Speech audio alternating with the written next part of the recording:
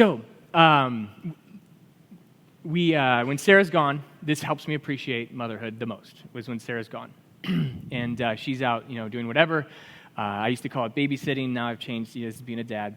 And so what was interesting, the hardest part about it, though, is the preparation of the food for the kids. With 5 of them, you have 5 different plates with 4 different food groups if, whatever. Okay, let's be honest, it's just 2. But, fruit and vegetables and then something that was easy to make. And I'm not even making the food. I'm just heating it up. That's my job. Heat it up on paper plates and throw the paper plates out. And while I'm doing this, I'm realizing this is harder than my law degree. You've got to heat up just half the food, right, first, and then put the vegetables on, but you have 5 of them, right? So it's a very complex process. Meanwhile, the kids are who knows where doing who knows what. And so, Sarah's posted a few things too, so we all know what Solomon does. Why would you post these things? By the time the kids get to the table, half the food's cold. I'm doing my best, okay? And I'm just doing my best. And I'm trying to think, how does Sarah even do? How does any of you moms do what you do? I just want to give up. And so they get to the table, and what's the first thing out of most kids' mouths? And I have great kids, but what's the first thing that comes out of their mouth? Is it, yeah, I'm not eating that. It's spicy. And it's did you even? I just went through. I'm gonna grab somebody.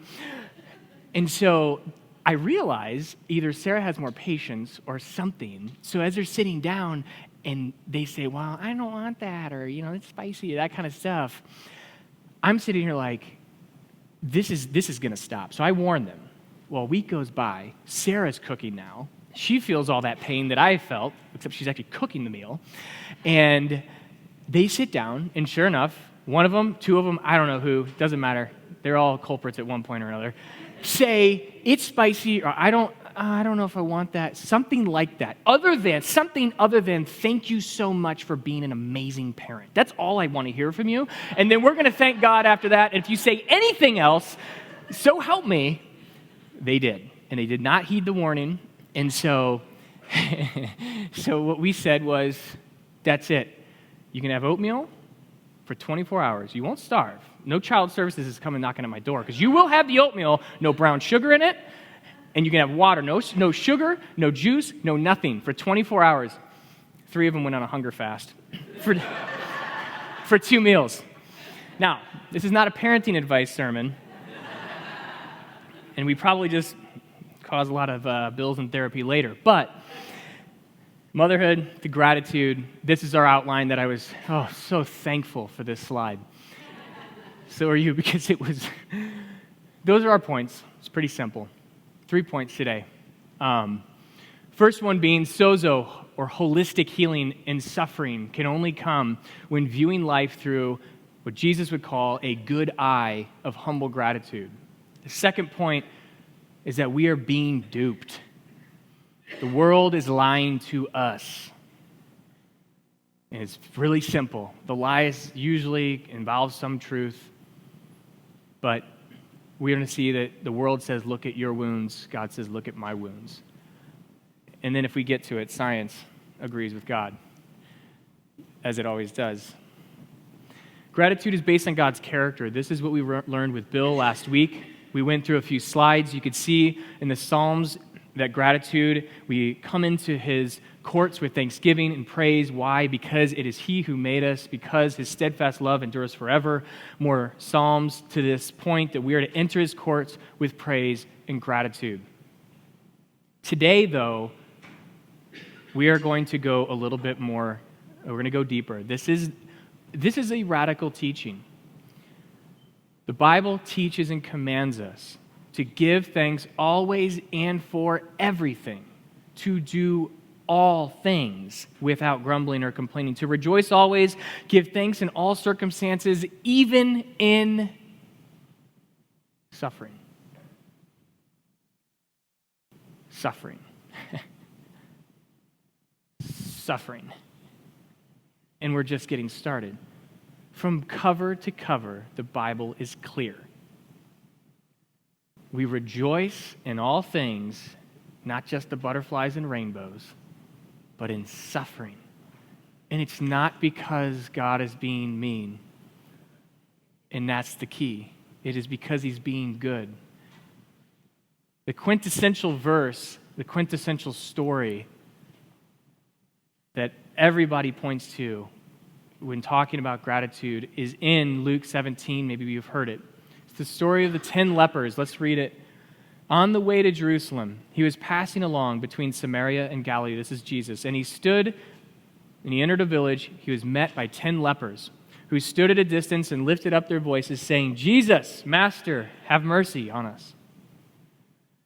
When he saw them, he said to them, Go and show yourselves to the priests. This is according to the Levitical law. And as they went, they were cleansed. Then one of them, when he saw that he was healed, turned back, praising God with a loud voice, and he fell on his face at Jesus' feet, giving him thanks. Now he was a Samaritan. Then Jesus answered, Were not 10 cleansed? Where are the 9? Was no one found to return and give praise to God except this foreigner? And he said to them, Rise and go your way. Your faith has made you well. Now, this verse is not to be massaged and manipulated to get your kids to say thank you. Be careful with that. I have to be. The Bible should never be used that way. Instead, let's look at what this verse, I'm going to make 2 points on this. 1, leprosy. 2, the difference in healing that happened between the 9 and the 1. Who stood at a distance. This is a grainy image because I'm not good at stuff. But maybe you can tell a few things about leprosy. Let's start. Number 1, if you started to have, don't read anything else except the first point, it'll screw up my slides. If you have any sort of things on your skin, at that point in Leviticus 13 you see, you will need to go present yourself to the priests. When you go present yourself to the priest, like a physician, they would make a diagnosis. At that time, they may send you back to your home and say, let's wait and see. Or they may say, tear your clothes. You have leprosy. Tear your clothes. Go live outside the camp. You will live alone. In fact, the rule at the time was that if you had leprosy, you were not allowed to even be within 6 feet of your loved ones, or anybody for that matter. And if the wind was blowing, you would even have to be 150 feet from anybody and live outside the camp until you were either cleansed or healed, or number 2, you died. For just a second, let's think about this. And I was thinking about this. Leprosy's never struck me the way that it did when I was preparing this. As a father of a 3-year-old, I love to wrap my arms around him and hug him. As a husband to a wife, I love to be with her. As somebody who wants to be efficient in life, it would terrify me to live apart from somebody for, let's say, a decade while they grew up. Thanks, Jesus, for healing me. But what about the 10 years I lost? Thanks, Jesus, for healing me, but my spouse is all remarried to someone else. Where do I go back to? Who's going to heal what happened in here? Leprosy attacks the nervous system, but I need more than that, and that's what we see, point number 2. The difference is between cleansed and healed. The Greek root for cleansed is katharizo, and that means in the scriptures of physical healing. The Greek root, and by the way, who was katharizo healed? All 10. The word for healed is iemei or something, also meaning physically healed. That refers to all of them.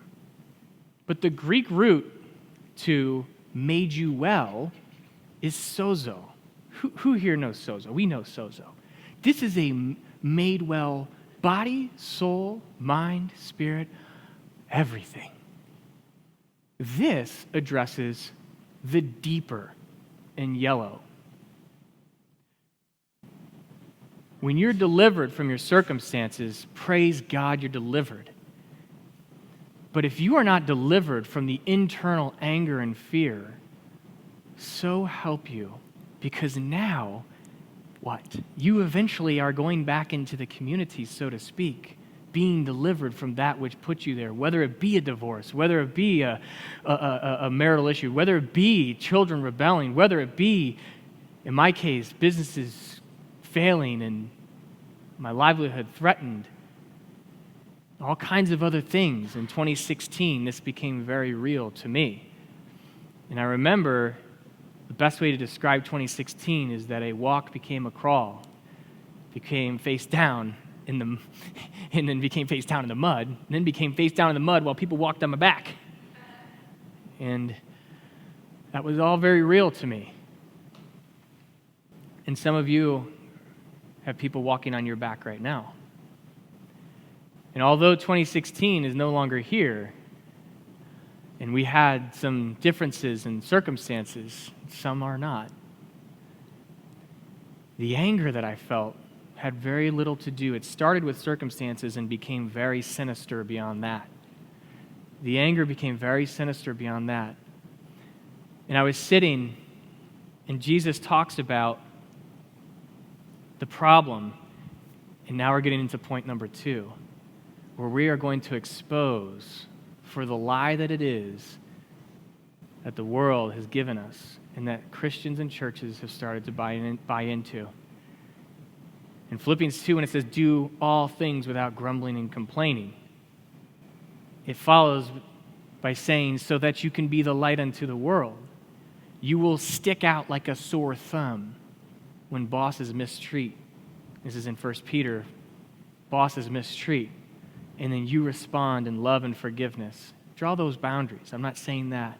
But when you respond in love and forgiveness and you rejoice in those sufferings, you will stick out like a sore thumb when everyone else is complaining. Do all things without complaining. And while I was sitting in the front row of this church, facing the other way back then, I remember it was about months and months of me developing a way of viewing the world.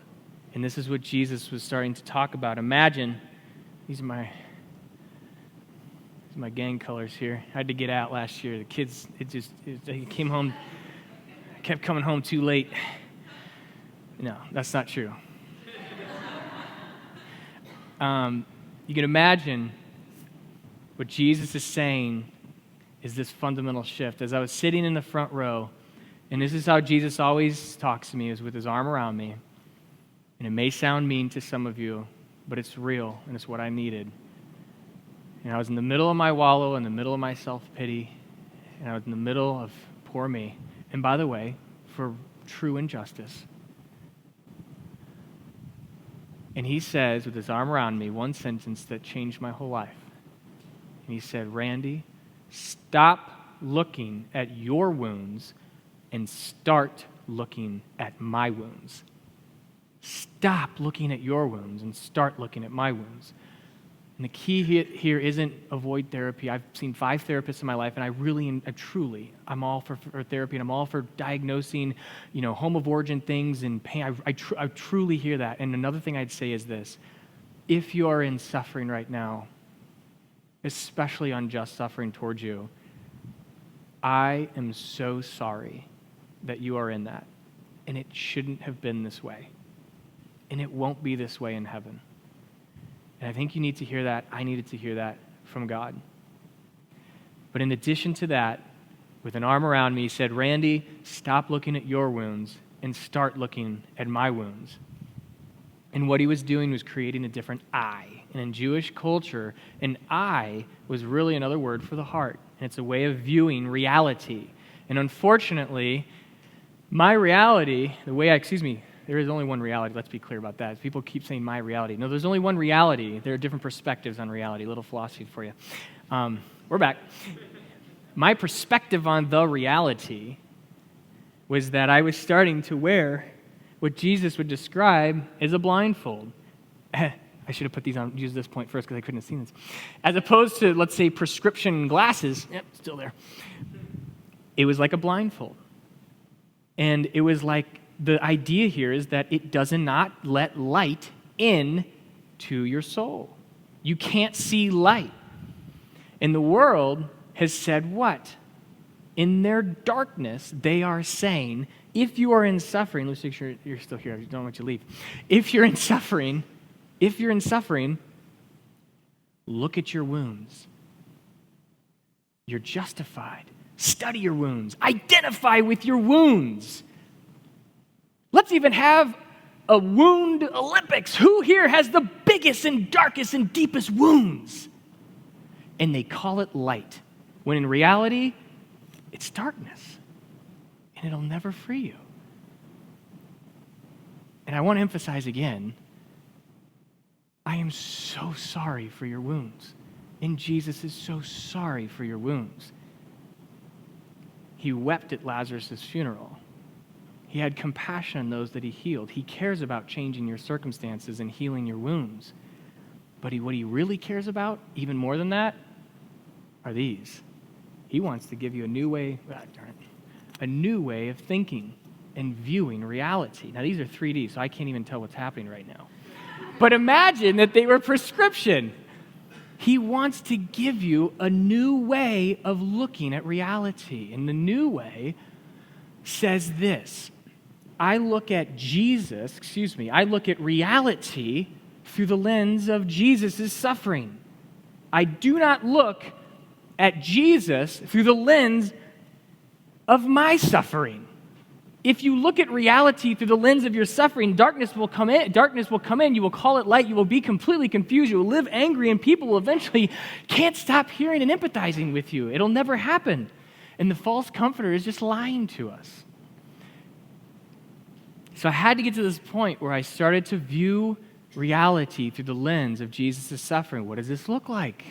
How does this even happen? What do you even mean, Randy, looking through the lens of Jesus' suffering? Well, here's one.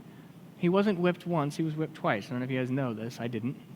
So much for all that seminary training. I didn't get the basics. Once with some rods, and another one with a big ball that had chunks of metal and glass and shrapnel on it. So that when they would hit him, poof, and they'd rip it out, it would actually rip chunks of his flesh such that you could see his organs. He wasn't just betrayed by Judas. He was denied by Peter. All of his friends. He wasn't, talk about, he was falsely accused, saying nothing in return. He did not revile in return. After being beaten, barely able to stand, can't hardly carry his cross. He was carrying his cross all the way up to the skull of the Mount Golgotha. Where at that moment, the reality, and this is what happened. They took him and they nailed just below where the artery or the vein is, such that they wouldn't have bleeding out too quickly. They wanted criminals to hang there for long enough and die eventually of suffocation. And typically the way that it worked is they took a big sledgehammer after a certain amount of hours and hit their knees so that their knees would crumble and then they couldn't breathe anymore. And that was because there was actually one nail through the feet and like this. And the way that you survived on the cross is you went like this. To take a breath, you had to stand on your nail on your foot. And with Jesus' breath, what was he doing with it? He would express, forgive them, for they don't know what they're doing. Don't cry for me, cry for you. And yet the worst part of it all wasn't these wounds. The worst part of it all was that he bore the wrath, he drank the cup of wrath that was due me. And I'll just say, of everybody in the room, that cup of wrath just for me was pretty bad, for the sins that I did. Because somebody's got to pay. The judgment has to be satisfied. And as I meditated on this, as I thought about the crown of thorns that was pressed into his head and the blood that ran down his cheeks, as I thought about the fact that he was marred beyond any description, what I realized was the point wasn't, well, why are you so, over your stuff? That's not the message. The message is, I understand your stuff. Look at it through the lens of this suffering. You understand the difference. He's not hand on hip saying, why are you so... No, he's saying, I weep with you. And I want to heal all of you. And the healing of all of you is giving you a new way of viewing reality. The world is lying to us. If you are complaining or grumbling, we are walking down a pathway that is not leading to a sozo healing. What is the one fundamental difference between the 9 and the 1 in the story of the 10 lepers? All 10 got katharizo healed, but only 1 was sozo healed. Why? What was the difference? It's one word. Yes. We're there. You guys are all looking at me like, I don't know. Is this hitting home at all? Like, are we feeling this? Like, come on. This is life, man. They're lying to us. This is life. This changes everything. The thing that changed everything was gratitude that led to a faith that brought sozo healing, but it started with gratitude. This is not a verse to get your kids to say thank you. It's a verse to set us free no matter what your circumstances, such that we can say, thank you, Lord, for these circumstances. Because entitlement and self-pity, both opposites of gratitude, will lead to like an addiction. It's like an addiction. The closest thing I could describe is it reminded me of my addiction to pornography. The more you engage, the more you want. It's never satisfied. And God cleaned me of that 16 years ago, only to have this replaced a couple years ago, and I felt that vortex. I felt that false comforter in my blindness, because the more I looked at my wounds, and the more I said, but if you only knew what they did to me, the more lost I got, and the fewer people were able to even hear me. And it became this negative ecosystem where nobody wanted to even be around me anymore. I didn't want to be around myself because it was just negative all the time. It will never be satisfied. The more you drink, the more you demand. And this world demands that you listen to them, every word of their woe. There is compassion, but we must give a different answer with our lives. One of the other things, point number 2, that helped me was that there is no wasted suffering. This idea that if I am a leper for 10 years and I go back to the colony and say, but Lord, because this is what the false comforter says, well, I mean, it's been like, your wife's already married to someone else. I mean, the damage is done. So you might as well just, and as a kid, this would happen to me, and I'd go to my room and I would break my favorite toy. I'd say, well, why? Why am I even doing this? Because I thought it might generate sympathy. I thought it might generate more of this thing that I thought I craved so much more. Sure, empathy is good, but looking at his wounds is what changes us. And knowing that he redeems every tear. Oh, the efficiency, the engineer mindset inside of me. Nothing's wasted. I'm up here today, and I will cry with you no matter what you're going through, because I understand pain on some level, and I do not understand it on your level. I do not understand your suffering. I don't. Everybody's suffering is different. But what I will say is I understand the idea of it, and I understand suffering on my level, and I will cry with you. And in that, those tears are redeemed, because now I can talk to you, and you feel it, right? There's a connection here. You feel that I get you if you're in it. You feel that when I say stay in it and stay soft, that was a message to me and mine. Stay in it and stay soft. It's real. That's a redemption of the tears. That's an efficiency that I would not be able to do had I not gone through what I went through. And in addition to that, in 1 Peter, we see that I can take joy in the sufferings and I can be comforted by Jesus, who is the best comforter, better than any therapist I've ever seen, better than even Sarah, my wife, who is so good at listening to me. Jesus. Forgive everybody, always. Use boundaries, but forgive them completely, always. That's all tied in with that, is holding people accountable. Forgive them, always. Use boundaries, but forgive. This is the blindfold. Take a look at it. You are owed and entitled the good life by others, says the world. They owe you. And yet the Bible says, our wages, what we are owed, is death for the choices we make in this life. And any good thing is a gift from God. not a result of our works, so that no one can boast. Well, those are two just completely opposite statements. Which one are we going to believe? The lie. You are a victim of your circumstances. And in fact, the harder the circumstances, the more justified you are to remain in a victim mindset. But the truth is that in all circumstances, we are more than a conqueror. And this is coming from the Apostle Paul, who has lived through all circumstances. The lie is that you will be hopeless and unhappy until your circumstances change. But the truth is, you don't need your circumstances to change to be happy. And that was a truth that set me free. And in fact, those circumstances, according to Romans 5:3-5, actually created an endurance and a perseverance that led to a character, and that character that led to a hope that did not disappoint. Without the circumstances, and here is the key, the difference between the 1 and the 9, is that the 9 are going to say, I can't wait to make that leprosy deal, that circumstance, a distant part of my memory, a nightmare I want to forget. And yet the 1 says, without that leprosy, I wouldn't be the person I am today, and I don't love the fact that I had leprosy and that I missed out on this life, but I do love the fact that I have endurance that led to a character that led to a hope that doesn't disappoint. If you have a hope that doesn't disappoint, now you understand why I'm so crazy. Now you understand why I did a manual prayer with a business owner or business partner that I've only met one time, and he's crying in my boardroom recently. Now you understand why there's an overflow to tell somebody, a client, put your right hand on your left hand through the phone, whom I've never met because he lives in a different state than me. This is a highly, highly, highly compensated surgeon who has cancer, and he's going to lose 2 of his fingers and possibly his career because he does procedures, now he can't.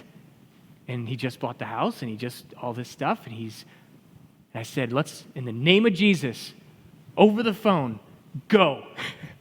I've never done this stuff before. I don't care. The thing is, it doesn't matter to me. And you can't talk me out of this. Sure, I prayed for the cancer, and we commanded it to go. But the bigger thing is, it led to a conversation about the holistic healing that came from this, that in all circumstances, we have a hope that does not disappoint, that comes from endurance. And science agrees with God. Even science, this is a study on the how of happiness by a UC Riverside psychiatrist. They study happy people and they say, what percentage of their happiness is based on their circumstances? Guys, it's a measly 10% on average. Some people say 8, some people go as high as 18 to 20%. It's a very small amount. Don't let Satan deceive you. You have more control than you think, and one of the primary factors in that 40% is gratitude. Specifically, and these are some examples, we have no time. Specifically, what does gratitude do inside of your brain? Little science. There we go. It's called neuroplasticity. It's a brand new thing in the last, a decade or two. The idea is that your brain is not set. You can rewire it. Sounds a little bit like Romans 12:2. I love when science finally figures out it's not us, it's Jesus. He knew it all along. Be transformed by what? The renewing of your mind. The renewing of your mind literally in your brain. Now, your mind is different than your brain, but there is a connection between the two. When you think in feelings of thirst, you're actually going to see neurotransmitters fire. And they say that neurons that fire together wire together. And using the example of this mud in my house we have because of the construction we have, and I stormed out of my house the other day saying, clean my house to the kids, and I stormed out before anything else came out, and I sit down in the chair in my backyard, I'm not kidding you, and I sit down in my huff, and the chair starts going back, and literally, I'm not even kidding you, I fell over in my own chair, and the kids like, we saw that. Instead of having these negative thoughts when I see the mud, I can have a positive thought, which would be what? Thank you, Jesus, for my addition. Thank you that I have the opportunity to build this thing. Rob built this thing. I'm so grateful for the life that you've given to me. What is it doing? It's creating a neural pathway that becomes more traveled. And these neurons that fire together, wire together, and it literally creates deeper ruts in your brain. Sounds a lot like perseverance leading to character, character being that thing that just comes naturally to you without thinking, which leads to a hope that doesn't disappoint. They literally have endorphins, and the phrase, "oh, that's dope," that came from dopamine. It's an antidepressant that helps you create neural pathways. When you thank somebody for what they've done to you in your life, when you thank God, when you enter his courts with thanksgiving, it literally releases antidepressants in your brain that cause you to make neural pathways that bring happiness. Now, that's just part of it. There's so much more theology. It's just the science. But the last point for today is very simple. Create ecosystems, systems in your life of gratitude. Create them, because grateful people are healthier. They have better exercise. They give more money away. They have more money. Statistically, this is science. Statistically, they have better lives, people who are grateful, than people who are ungrateful. And they create ecosystems because then the more you give away, or the more wealthy you are, the more healthy you are, then you're more grateful, which leads to more. It's a system. It's a cycle. And so some challenges as we bring up the worship team. Create these systems and cycles inside of your life. This is not some self-help thing. God is very interested in you entering his courts with thanksgiving, expressing to people what they have done to you in your life. And ultimately, the only thing that gets you out of suffering is not a Tony Robbins seminar on health and, power of positive thinking. It's engaging with the high priest who sympathizes with our weaknesses because he's been through it. And he did it to ransom us, to buy us back. He did it because he loves us. Never feel sorry for yourself. It never leaves you in a better place. Be very careful with that one. Cut out the cynicism and sarcasm of your life. I'm really, and it's not like I really don't believe in, and this is, I know we're meddling at this point. I've done preaching, now I'm meddling. Be careful with sarcasm. Don't complain. Practice gratitude in all things. Completely forgive everybody every day for everything. Use boundaries, but forgive them. And pray for Mike Dotson, who's up next week.